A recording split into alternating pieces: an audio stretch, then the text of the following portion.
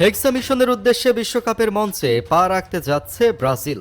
তবে হেক্সা মিশনের উদ্দেশ্যে তাদের প্রথম প্রতিপক্ষ হতে যাচ্ছে গত বছরের সেমিফাইনালিস্ট দল মরক্কো।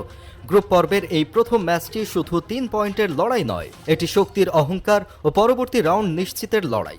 একদিকে সাম্বার জাদু, অন্যদিকে অ্যাটলাসের সিংহদের হুঙ্কার। কিন্তু প্রথম ম্যাচেই কার মুখে ফুটবে হাসি, কে ছড়াবে আলো, আর কার কপালে জুটবে হতাশা, আজকের ভিডিওতে আমরা ব্যবচ্ছেদ করব দুই দলের শক্তিমত্তা, ইনজুরি এবং ব্রাজিলের দুর্বলতা নিয়ে। শুরুতেই কথা বলা যাক মরক্কোকে নিয়ে। আপনি যদি ভেবে থাকেন ব্রাজিল অনায়াসে পার পেয়ে যাবে, তবে আপনি মস্ত বড় ভুল ভাবছেন। মরক্কো মোটেও সাধারণ কোনো দল নয়। ইয়াসিন বুনুর মতো বিশ্বস্ত গোলরক্ষক, আশরাফ হাকিমি ও নায়েফ আগেরদের মতো জমাট ডিফেন্স নিয়ে তাদের রক্ষণভাগ ভাঙা যে কোনো স্ট্রাইকারের জন্য দুঃস্বপ্ন। আর মাঝমাঠ থেকে আক্রমণে আছেন ব্রাহিম দিয়াজ ও হাকিম জিয়েশদের মতো জাদুকরেরা, যারা চোখের পলকে যে কোনো ডিফেন্স চূর্ণ বিচূর্ণ করতে পারেন। কাউন্টার অ্যাটাকে মরক্কো কতটা ভয়ঙ্কর তা তারা আগেই প্রমাণ করেছে। ব্রাজিলের বিপক্ষে বড় কোনো চমক দেখালে অবাক হওয়ার কিছুই থাকবে না। এদিকে সেলেসাও শিবিরে বইছে আশঙ্কার হাওয়া।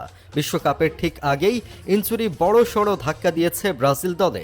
মিশরের সাথে খেলার সময় ইনজুরি আক্রান্ত হয়ে বিশ্বকাপ যাত্রা থেকে ছিটকে গেছে ওয়েসলি।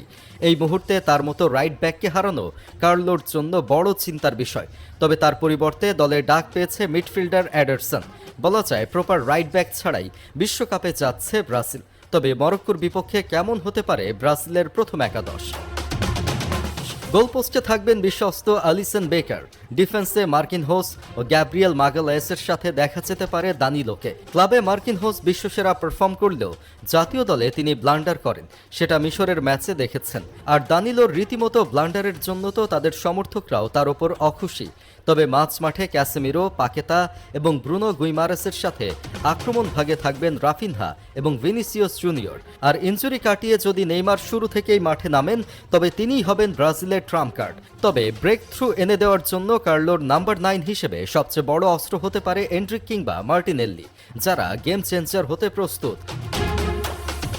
এবার আসা যাক সবচেয়ে বড় ও গুরুত্বপূর্ণ প্রশ্নে।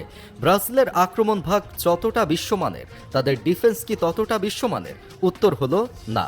বর্তমান স্কোয়াডের ডিফেন্স লাইন নিয়ে খোদ ব্রাজিলিয়ান সমর্থকদের মনেই রয়েছে সংশয়। দানিলো বা অ্যালেক্সান্দ্রোদের সাম্প্রতিক ফর্ম কিংবা রক্ষণ ভাগের মাঝে সমন্বয়ের অভাব পরিষ্কার চোখে পড়ছে।